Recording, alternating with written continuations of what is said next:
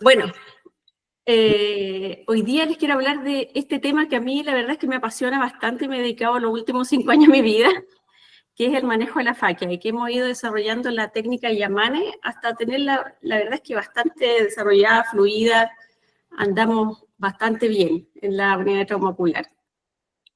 Entonces, yo siempre digo que nos encanta mostrar los aciertos, ¿ya? Por ejemplo, ahí en 30 segundos vamos a ver un Yamane que se hace generalmente en 15 minutos y que ahí fluye todo bien, todo sale perfecto, se enhebran bien las ápticas, ¿ya?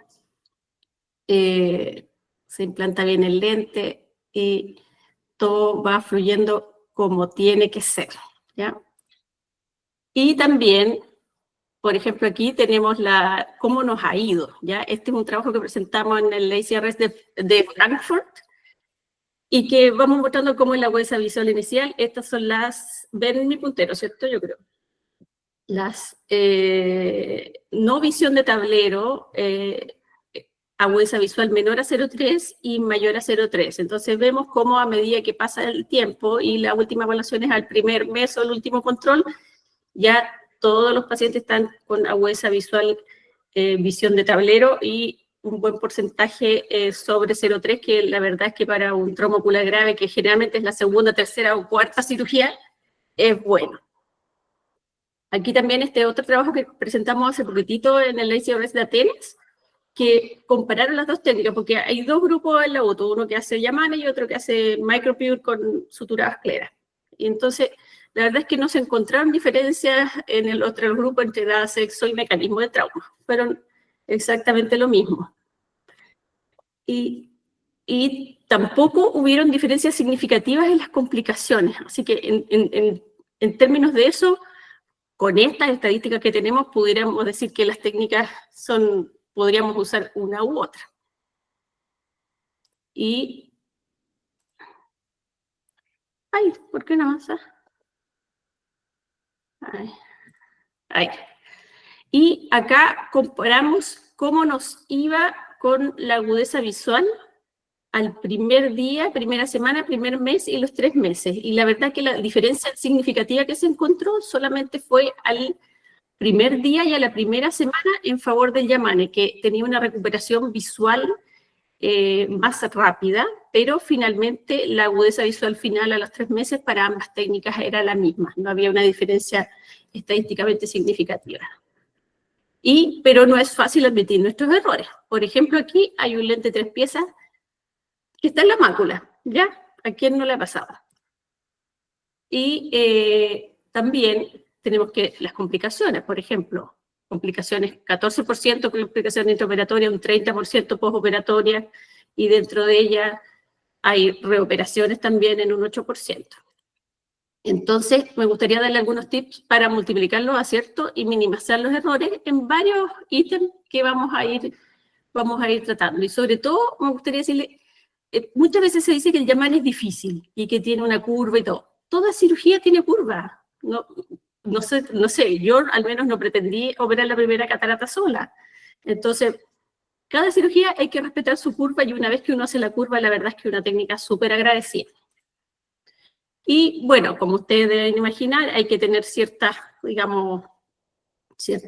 instrumentos que no siempre están en la clínica Pasteur, yo creo que están, pero en los hospitales públicos no siempre están.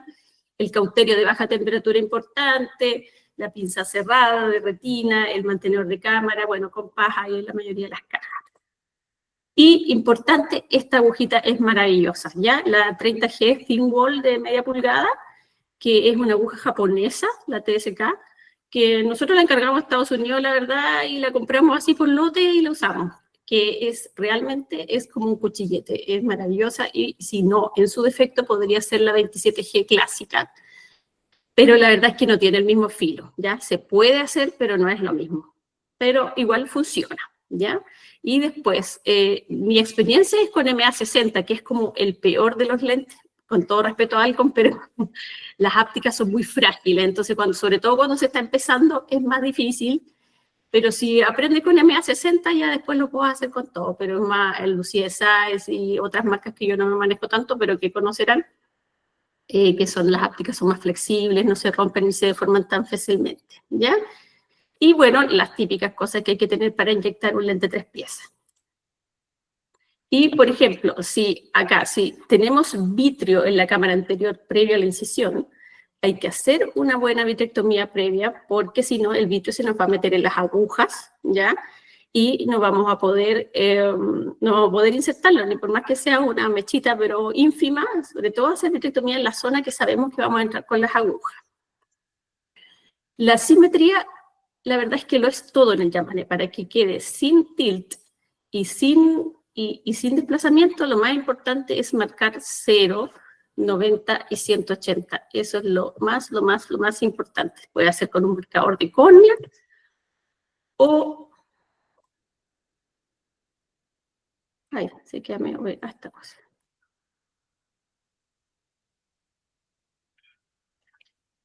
Ahí.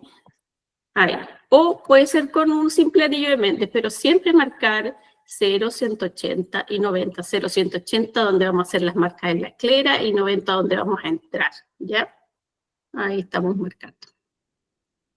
Y vamos a marcar con el compás 2 por 2 milímetros, ¿ya? Y la de la mano izquierda es hacia nosotros y la del lado derecho es hacia los pies del paciente, ¿ya? Y esos 2 por 2 hay que tener consideración el largo axial del ojo, porque si es un ojo extremadamente largo, podría ser 2,5, si es un ojo muy pequeño, 1,8, o un niño quizás un poquito menos, ¿ya? Y la proporción del doblado de las agujas es bien importante, que sea simétrico, 1/4, 3/4, y doblarla lo que da el giro de la muñeca. Con eso es suficiente, ¿ya? Aquí doblamos la otra, y comparamos que nos haya quedado simétrica. Y después la simetría de los túneles, esto es fundamental, ¿ya? Eso va a dar que haya o no desplazamiento y haya o no haya tilt. Entonces, avanzo por la esclera, giro oblicuo y hacia abajo, hacia el nervio óptico. Y lo mismo acá, respetando las marcas que hice, ¿ya? Que no se me corra con la puntiva, y avanzo por la esclera, 2 milímetros, y me meto oblicuo y hacia abajo. Y aquí les hago ver, siempre tiene que haber buen tono, porque si no tiene buen tono el ojo, no se va a poder hacer el avance por la esclera bien. Por lo tanto, todas las incisiones y todo lo que vayamos a hacer, lo vamos a hacer después, ¿ya? Y avanzar por la esclera, no por la conjuntiva, ¿ya? Y oblicuo y hacia atrás, y atento a salir detrás del iris y no delante, ¿ya?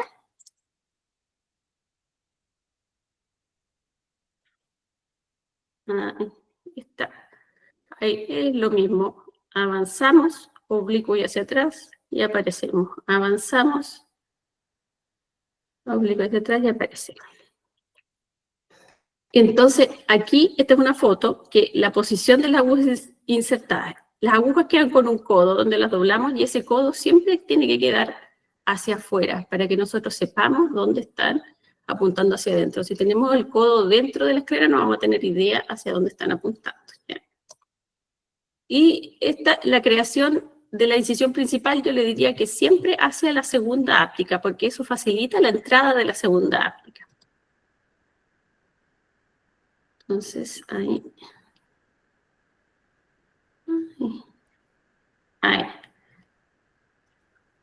Entonces entramos a 90 y nos desplazamos hacia el lado derecho.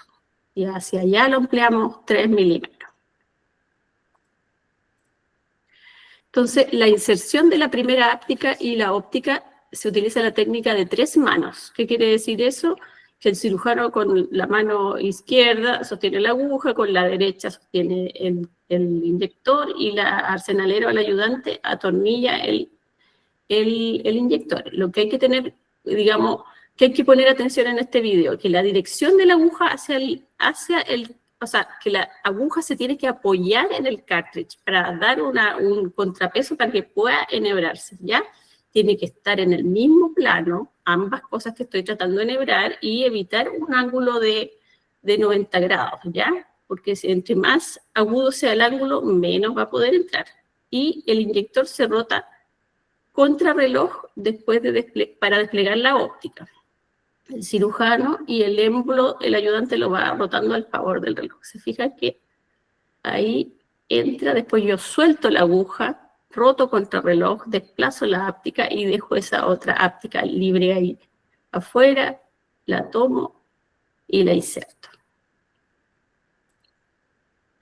Y la inserción de la segunda áptica puede ser por la incisión principal, acá, que lo vamos a ver ahora.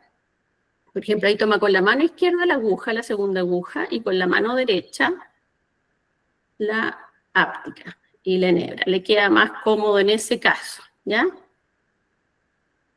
Y sigamos. Y esta entró por una paracentesis aquí. Está entrando por aquí y ahí la está tomando. Esta la pinza cerrada con la mano izquierda y la aguja con la mano derecha. También es una opción. Lo que le quede más cómodo al cirujano, según su habilidad, según las cicatrices de la córnea. Pueden ser varios factores. Y ahí igual la enhebra es lo mismo. Ahí está. Y bueno, finalmente ya la creación del flange, que se saca primero la segunda, se toma, se seca, se levanta un poquito y se hace el flange con el cauterio de baja temperatura, sin tocar el resto de la estructura. Es súper fácil quemar la conjuntiva, la córnea, ya ahí de hecho quemamos la esponja.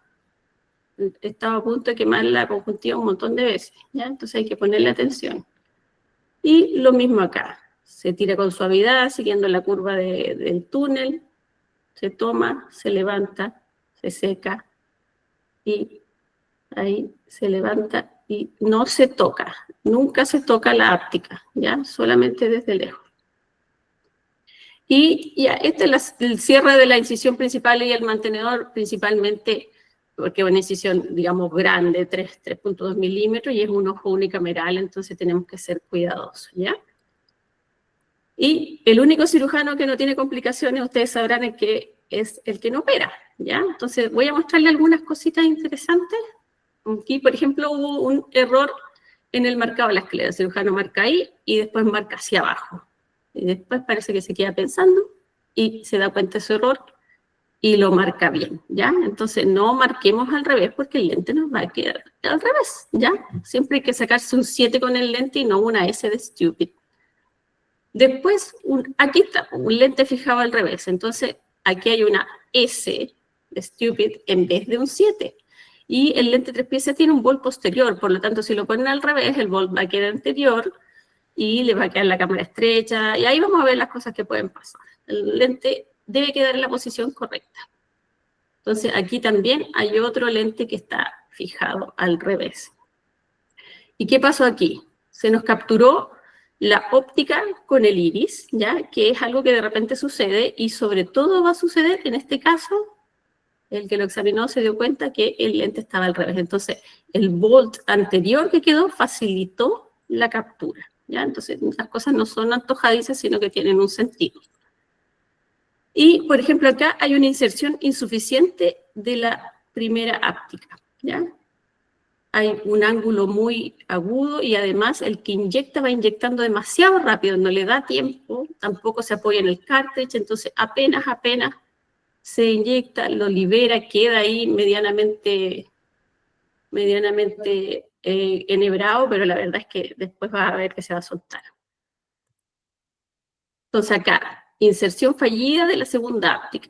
Este video está rápido, pero ahí el cirujano trata mucho. ¿Qué es lo que pasa ahí? Está muy en la periferia, no ve bien, sale mucha agua, está luchando con el iris, ¿ya? Entonces, y levanta mucho además el labio superior, entonces principalmente la mala visualización es lo que le da el problema. Aquí si están empezando yo les sugeriría con esta pupila poner ganchos de iris, ¿ya?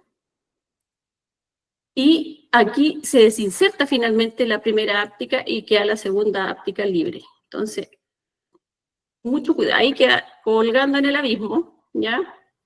Mucho cuidado con la manipulación. Aquí el cirujano manipula un poco soezmente la unión, porque eso fácilmente se puede desinsertar, ¿ya? Entonces con eso mucho, mucho cuidado. Me imagino que la desesperación de que no se vaya hacia atrás. Y aquí finalmente rescatan las ambas ápticas que estaban perdidas y enhebran sobre línea. Entonces aquí vamos a fijarnos que hace una paracentesis y trata de levantar el lente, ¿ya? Y finalmente, ¿qué es lo que hace? Pone la óptica por sobre el iris y después pone el otro lado de la óptica y la áptica sobre el iris, rotándolo, y deja el lente completamente sobre el iris. Ahí pues se da cuenta que tiene que introducir la segunda áptica, subirla, y ahí recién poder hacer el enhebrado. Y aquí ya vamos terminando. Esta áptica estaban terminando un Yamane perfectamente, ahí. Y después la áptica se internalizó, parece que porque lo tironearon mucho, y ahí el cirujano está terminando y se da cuenta que el lente está raro. Entonces saca la áptica que está internalizada, la saca por una paracentesis, ahí la está sacando, le corta el bulbo, porque no la va a poder enhebrar de nuevo si tiene el bulbo, vuelve a hacer el túnel, vuelve a introducir la áptica y la vuelve a enhebrar. Eso, digamos, eso no es tan fácil, pero se puede. Y ahí termina. Y esto es el último video, que si ustedes se fijan aquí, esta áptica está como deshilachada, ¿ya? Y eso es probablemente porque el colega que lo hizo la tocó, pues se quedó así y se extruyó, ¿ya? Entonces a mí me llegó digamos, en la U todo un control, y yo la vi así que dije, ya, esto hay que cortar por lo sano. Le puse harta povidona, la corté, la quemé y la enterré. Ahí quedó bien enterradita y santo remedio. Lo ideal sería pasarlo en pabellón, pero en ese día estábamos con un exceso de pabellón terrible. Y eso, era corta mi presentación, ¿ya? Bueno, este es todo mi equipo, este no es mi trabajo, es el trabajo del doctor Rayman y el doctor Torres, que son mis mentores, y el doctor Riquelme, que es mi compañero de trabajo. Así que eso es el trabajo de todos nosotros. Muchas gracias. Muchas gracias, Paula. Muy interesante la presentación, muy completa, tremenda casuística para hacer una cirugía a nivel, digamos, mismo, han partido con esta técnica que muchos pacientes, gracias. Sí, de hecho, es de las casuísticas más grandes que hay en el mundo, porque cuando Yamane presentó su técnica en el 2017, lo presentó con 100 casos. Y nosotros en el segundo que hicimos, que comparamos MicroPure con el Yamane, teníamos 80 Yamane y 50 MicroPure. Entonces, y tenemos más de 100, solamente que no hemos actualizado las estadísticas. Entonces, la idea es ir agrandando la estadística y viendo, digamos, y seguir comparando las técnicas. Han aparecido algunas complicaciones nuevas, obviamente a medida que ganamos en casuística, van apareciendo cosas que uno no quiere que aparezcan, pero es una cosa de número. Tremenda y muy buena tu presentación. ¿Se ofrece la palabra? Hola, ¿sí? Hola. Hola, acá Mauricio Parroquia. Oye, muy buena la presentación. Gracias. Mira, yo estoy en la hacha ahí, nosotros también ponemos algunas cosas de Yamane. Tenemos alguna casuística, pero claro, y lo que tú dijiste, la aguja thin wall es súper importante, porque sin esa aguja te queda filtrando mucho, te sale mucha agua, cuesta cauterizar la áptica y la técnica se te complica entera. Y cuesta mucho conseguir esas agujas. Nosotros hemos tratado de comprarlas, pero no, claro, hay que comprarlas afuera y traerlas, ¿no? Porque... Sí, nosotros tenemos el tráfico. Cada persona que viaja a Estados Unidos. Claro. Y sí, también hemos hecho mucho Physiol MicroPure y Ujú. también hemos desarrollado una técnica mixta con el Physiol, entre Yaman y Physiol, claro, con un nylon 6.0, Esa es la de Canabrava. que te queda, sí, pero te queda como es 6.0.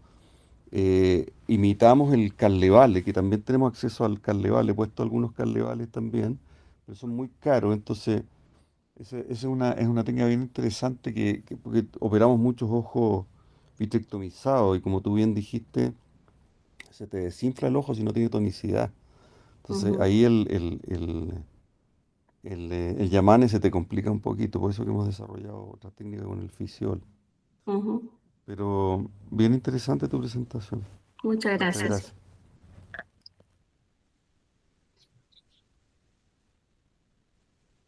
Andrea, que ve que parece que quiere hablar.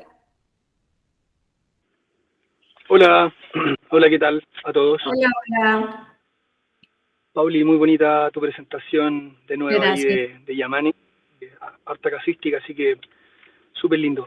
Oye, mira, unos apuntes ahí para agregar un poquitito a la presentación, unos tips.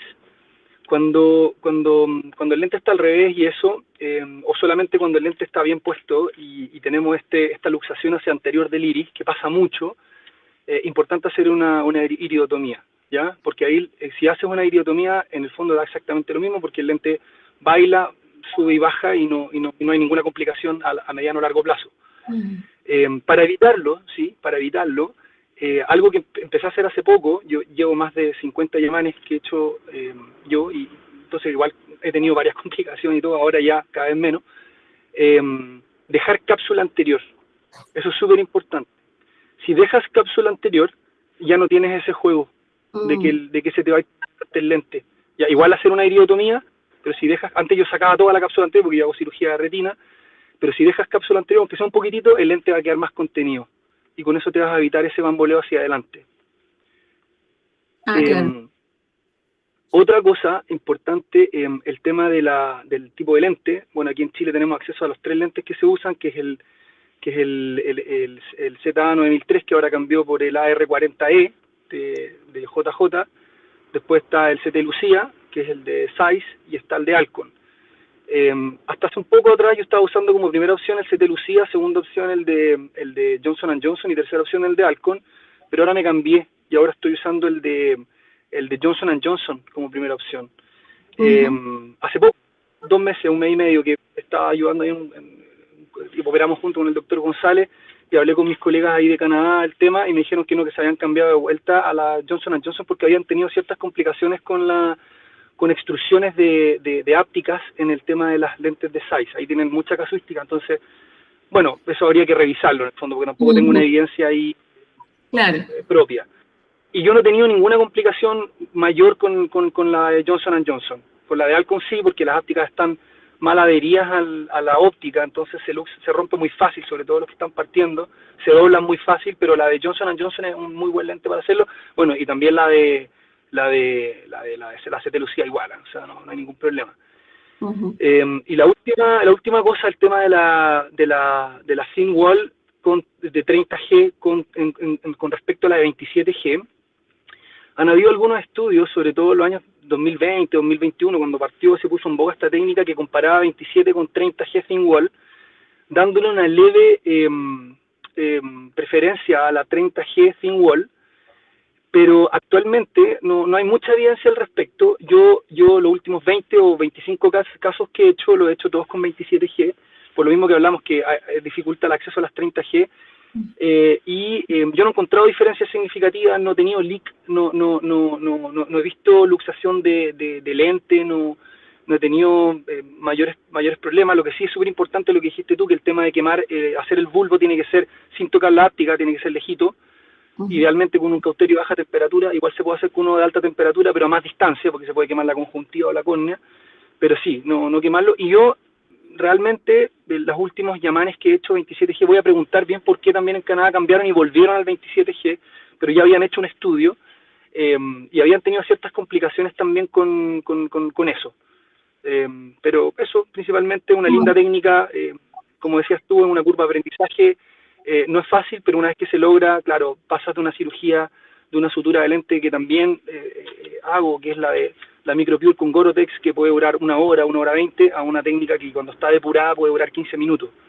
Y lo otro importante es que ese lente siempre está disponible en las clínicas, y siempre tenemos ese lente de backup, cualquiera de las marcas. Entonces, por eso es importante y bonito manejar esta técnica, porque de repente tienes un lente ahí, no tienes más pedido el lente, el paciente se le complicó la cirugía, y puedes dejar ese lente bien fijo. Totalmente de acuerdo.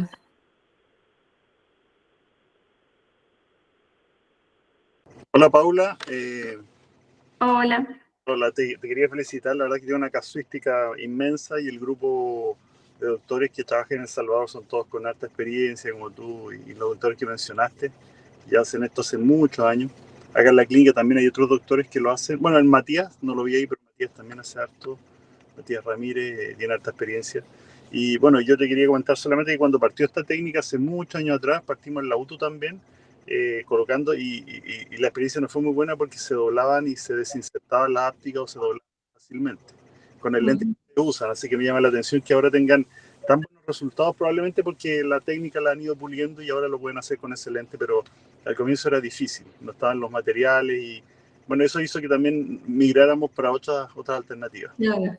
Yo creo que lo que tú mostraste está fantástico y funciona muy bien, pero yo creo que siempre hay que tener otras alternativas cuando no sale tan perfecto. Por ejemplo, ese lente que tú mostraste, que tuve que poner las ápticas, se cerró la pupila, tuve que poner las ápticas en la cámara anterior.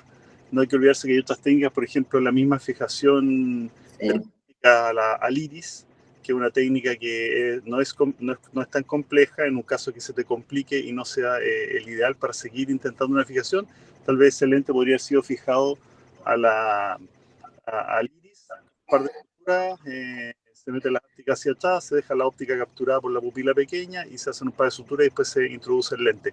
Que también yo creo que hay que tener varias alternativas, a eso me refiero, aparte de esa. No ir solo de cabeza así con el Yamane, que lo más probable es que te funcione casi siempre, pero de repente puedes tener algunas complicaciones que podría tener otras alternativas. Yo creo que hay que tenerlas. Y hoy en día hay otras alternativas también, como por ejemplo el Canabrava que dices tú, que es una excelente alternativa fácil, o sea, más fácil que suturar los lentes. Estos lentes de 3 piezas que ustedes colocan como Yamane, nosotros los suturábamos antes. Lo suturábamos con una sutura en cada áptica, mordíamos las ápticas para que se deformara y no se corriera el nudo, y después en alguna época también hicimos 2 suturas por áptica. Era muy trabajoso, se enredaba un poco la sutura a la hora de introducir el lente, que se plegaba y se introducía, y quedaba muy bien y quedaba muy estable, porque eran 4 anclajes, 2 en cada áptica. A diferencia de una, o a diferencia del Yamane, que es como un solo punto de fijación, y el gran problema que tiene la técnica es el tilt. El lograr que no haya tilt es complejo, no es tan fácil. De hecho, sería súper interesante que ustedes pudieran medir el tilt de los pacientes operados, ¿cierto? Hay varias formas. Los chain flux de Pentacam te pueden mostrar un poco cómo está esa relación. Hay varias imágenes, porque el tilt es un problema importante. Así que felicitaciones. Eso, hay que tener alternativas, fijación de las ápticas a veces cuando no se puede al iris, Canabrava, ¿no es cierto?, como una opción. Yo creo que actualmente hay como unas 5 técnicas diferentes, pero al final la que mejor le queda a uno es la que más funciona, la que uno más hace, y es la que han hecho ustedes de forma tan experta. Oye, sí, yo también quería agregar ahí lo que estaba diciendo Jorge. Bueno, por ejemplo, el lente el Carlevale, que es bastante caro, vale como 1.000.000, pero la forma de introducción es muy fácil, ¿eh? Entonces, claro, nosotros en el hospital hemos desarrollado un tipo Carlevale, que es con un punto de sutura a cada lado de nylon 6.0, pero sin tironearlo mucho, sino que hemos creado un bulbo como en T, metiéndolo en un túnel escleral. Tengo unos videos por ahí. No tenemos mucha casuística, pero es una técnica más tranquila que el Yamane y más rápida que ponerle la sutura de Gore-Tex, que es un poquito más lenta.